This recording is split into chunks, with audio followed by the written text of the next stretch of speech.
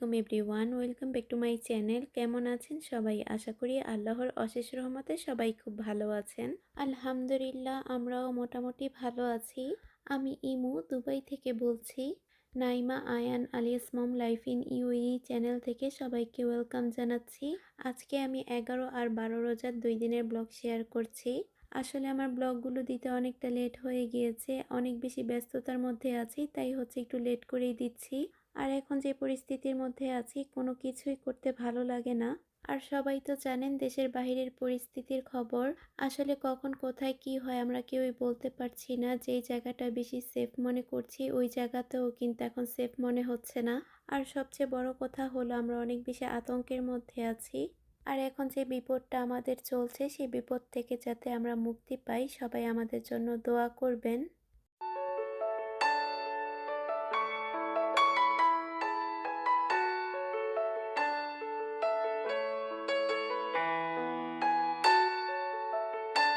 আর এদিকে নাইমার বাবার আবদারে পায়েস রান্না করছি। গতকাল ও পায়েসের কথা বলছিল, তাই ভাবলাম আজকেই বানিয়ে দেই। হয়তোবা ওর খেতে ইচ্ছা করছিল, তাই আমাকে বলছিল পায়েসের কথা।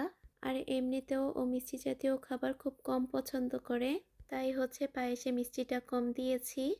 আর এদিকে কিন্তু অলরেডি পায়েস রান্না হয়ে গিয়েছে, এখন নামিয়ে রেখে দিব। আর আজকের ইফতারে ডিমের চপ বানাবো, তাই ডিমের চপগুলো আগে থেকে রেডি করে নিয়েছি, এখন ভেজে নিব। আর প্রথমে আমি বেগুনিগুলো বানিয়ে নিব। আর পাশের চুলাতে কিন্তু আমি ছোলা ভুনাটাও করে নিচ্ছি।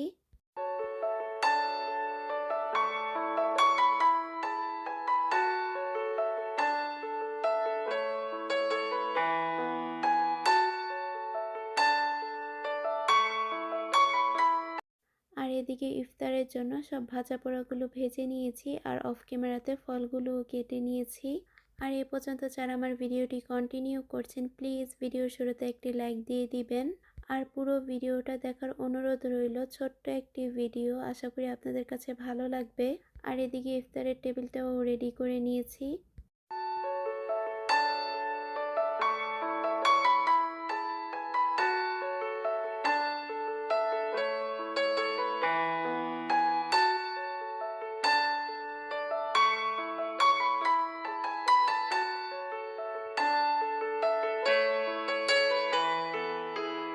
আর এই ভিডিওর ক্লিপটা 12 রোজার দিনের দুপুরের দিকে।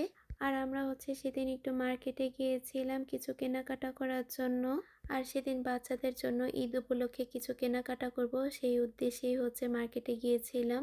আর বাচ্চাদের জন্য তেমন কোনো কিছুই পছন্দ হচ্ছিল না, তাই আর কিনা হয়নি। আর ওই দিন শুধু সাফারিই গিয়েছিলাম, আর তেমন কোনো মার্কেটে যাওয়া হয়নি।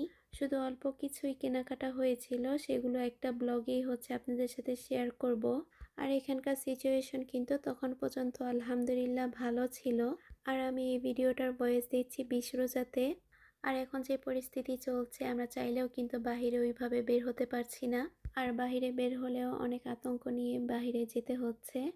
আসলে ওরকমভাবে ভিডিওতে কোনো কিছু বলাও যাচ্ছে না। আসলে এরকম একটা নিরাপত্তা দেশেও যে এরকম পরিস্থিতি হবে কখনো ভাবতেও পারিনি। আর এদেশের সরকার কিন্তু মানুষের নিরাপত্তার দিকে অনেক বেশি সচেতন, তাও কিন্তু আমরা সাধারণ জনগণ অনেক আতঙ্কের মধ্যে আছি। আর কয়েকদিন যাবৎ রাতে আমরা ঘুমিয়ে আসতে পারছি না। আর চারপাশে পরিস্থিতির কারণে রাতের ঘুম হারাম হয়ে গিয়েছে। আর আমরা সবাই কিন্তু অনেক বেশি আতঙ্কের মধ্যে আছি। আর সবাই কিন্তু অনেক বেশি টেনশন করছে, চাইলেও কিন্তু এখান থেকে আমরা মুভ করতে পারছি না। আর দেশে যারা আত্মীয় স্বজন আছে সবাই আমাদের খোঁজ খবর নিচ্ছে। আর সবাই অনেক বেশি টেনশন করছে যে আমরা কেমন আছি, কি আসবে বিষয়, আমাদের এখানকার পরিস্থিতি কেমন। আর প্রতিদিনই দেশ থেকে সবাই ফোন দিয়ে খবর নিচ্ছে আমাদের।